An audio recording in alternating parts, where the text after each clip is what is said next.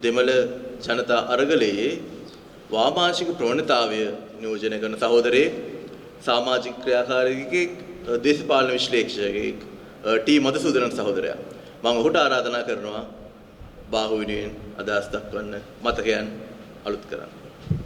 அடுத்ததாக நாங்கள் இந்த மேடையிலே அழைப்பது தமிழ் மக்களுடைய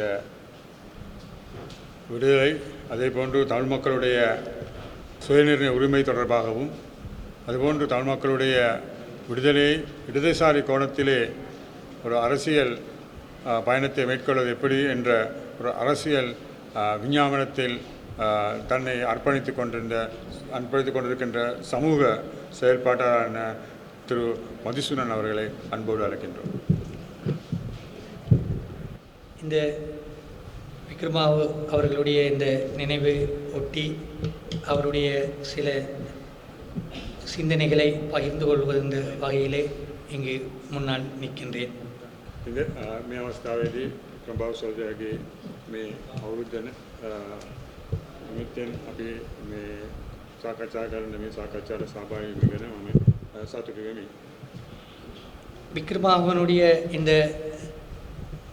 மறைவுக்கு பின்னர் இலங்கையினுடைய அரசியலும் சரி, சர்வதேச அரசியலும் சரி, பல்வேறு மாற்றங்களுக்கும் நெருக்கடிகளுக்கும் உட்பட்டிருக்கக்கூடிய ஒரு காலத்திலே நாம் வாழ்ந்து கொண்டிருக்கிறோம். අපි වික්‍රමබාහු සනාගේ මරණයෙන් පසුව ගත කරන කාලය තුල දේශපාලන වශයෙන් අනිකුත් කාරණා තුල අපි අර්බුදකාරී දේශපාලන වාතාවරණ තුල ජීවත් වෙන තත්ත්වයකට දැන් අපි එළඹලා තිබෙන්නේ. இன்று விக்ரமாவுனுடைய அந்த வெற்றிடம் ஒரு இடதுசாரி குறுக்கீடு செய்வதற்கான பல்வகையான சாத்தியப்பாடுகள் இருந்தும் கூட அந்த இடத்தை நிரப்ப முடியாத அளவுக்கு இடதுசாரித்தனம் ஒரு வறுமைப்பட்டு ஒரு வறட்சிக்குட்பட்டதாகவே இன்று காணப்படுகிறது.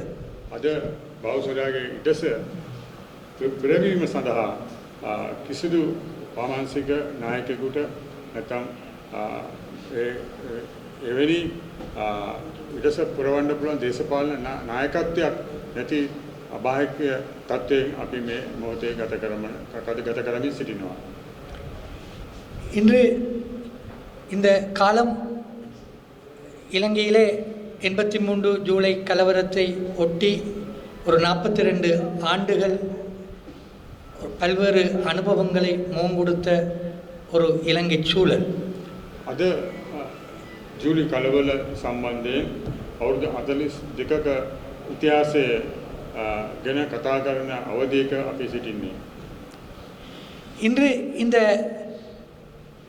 அரச பயங்கரவாதத்துக்கு உட்பட்டு பல்வேறு தமிழ் தரப்பு மத்தியில் பல்வேறு படுகொலைகள் நடைபெற்று புதைகுழிகள் தோண்டப்பட்டு அவைகள் இருந்து பல்வேறு எலும்பு கூடுகள் எச்சங்கள் தோண்டி எடுக்கப்படுகின்ற ஒரு காலத்திலே இருக்கின்றோம். ඒ වගේම අපි මේ දේශපාලන වශයෙන් අර්බුදකාරී දේශපාලනය තුළ මුහුණ දෙන මේ අවස්ථාවේ තුළ අපිට දැනට මේ ආසන්නව සෙම්මනි එවැනි සමූහ මිනිවලවල් ආරණ තැනකට ආරණ තත්ත්වය තුළ ජීවත් වන තත්ත්වයක් අපිට ලැබිලා තියෙනවා. இவ்வாறான ஒரு நிலையிலே இந்த நிலைமைகளை எவ்வாறு விளங்கிக் கொள்வது, இந்த நிலைமைகளை விளங்கிக் கொள்வது கூடாக ஒரு புரட்சிகர மாற்றத்துக்கான ஒரு சமூக மாற்றத்துக்கான செயல்பாடுகள் எவ்வாறு இடம்பெறும் என்பது பற்றிய ஒரு உரத்த சிந்திக்க வேண்டிய ஒரு காலத்திலே இருக்கின்றோம். මෙවැනි අවස්ථාවක තුළ අපට සිතීමට ගොඩක් දේවල් තිබෙන අතර අපිට මෙවැනි මරණ සහ මෙවැනි මිනිවලවල් තුළ මේ මරණය සම්බන්ධයෙන් අපිට පරීක්ෂණයට පවත්වාමටත් ඒ වගේම ඒකට විප්ලවවාදී නැත්නම් විප්ලවීය කර්තව්‍යයක් ඉදිරියට ගෙන යාමටත් බැරි තත්ත්වයක තුළ අපි ජීවත් වෙන්නේ. இன்று இலங்கையில் நிலவுவது ஒரு தேசிய இனப்பிரச்சனை, தமிழ் மக்களுடைய பிரச்சனைகள் தீர்க்கப்பட வேண்டும் என்பது பற்றி உரத்து தொடர்ச்சியாக விக்ரமாகு அவர்கள் குரல் கொடுத்து வந்தவர். அந்த அவ்வாறான போராட்டங்களில் தன்னை இணைத்து செயல்பட்டு வந்த ஒருவர். අද මේ රට තුල දෙමළ ජනතාවගේ අයිතිවාසිකම් වෙනුවෙන් කැපවීමෙන් තුල ഘോഷණ සහ අනිකුත් ක්‍රියාදාම තුල ජීවත් වෙච්ච වික්‍රමබාහු වගේ කෙනෙක් අපිට අහිමි වෙලා තිබෙනවා.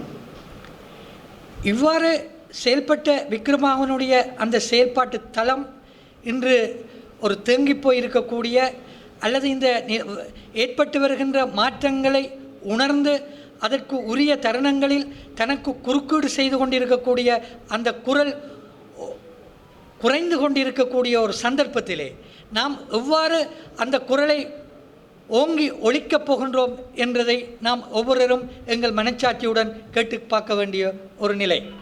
ඒ වගේම මෙවැනි අවස්ථාවක තුල මෙවැනි අඬක් නැගීම සඳහා වික්‍රමබාහු සහෝදරයා වගේම කෙනෙක් අපට උදා කර ගැනීම සම්බන්ධයෙන් අපි කතා කරන මේ අවස්ථාවේදී එවැනි තත්ත්වයක් උදා කර ගැනීමට අපි තවම අපෝසත් වෙලා තිබෙනවා.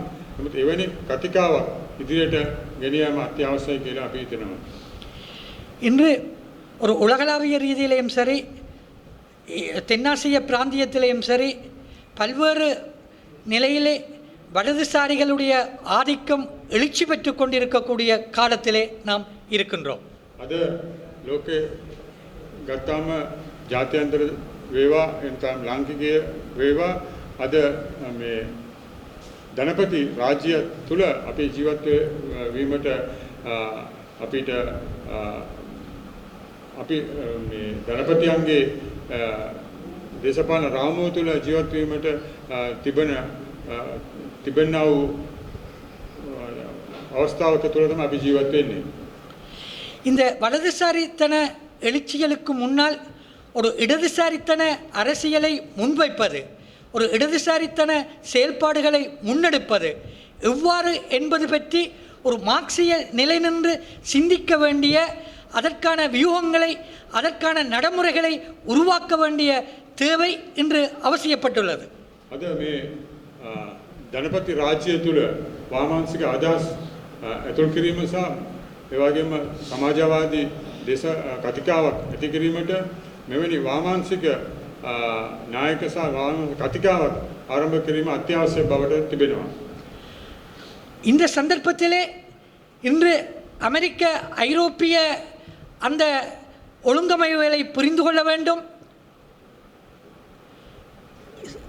தென்னாசிய பிராந்தியத்தில் இந்திய நிலைமைகளை, இன்னொரு பக்கம் சீன நிலைமைகளை புரிந்து கொள்ள வேண்டும். இலங்கை நிலைமைகளை புரிந்து கொள்ள வேண்டும். ඒ වගේම ඇමරිකාව සහ ජාත්‍යන්තර දේශපාලනත්වය සහ ඒ වගේ චීනයේ දේශපාලන රටාව, ඒ වගේ ලාංකික දේශපාලන රටාව ගැන අපි මන අවබෝධයෙන් කටයුතු කරගෙන සිටින්න අවශ්‍යයි. அப்படி நாம் புரிந்து கொள்ள முற்படுகின்ற பொழுது முதலில் எங்கள் முன்னால் இருப்பது இலங்கையில் நிலவுகின்ற இந்த தேசிய இனப்பிரச்சனையை நாம் எவ்வாறு விளங்கப் போகின்றோம்.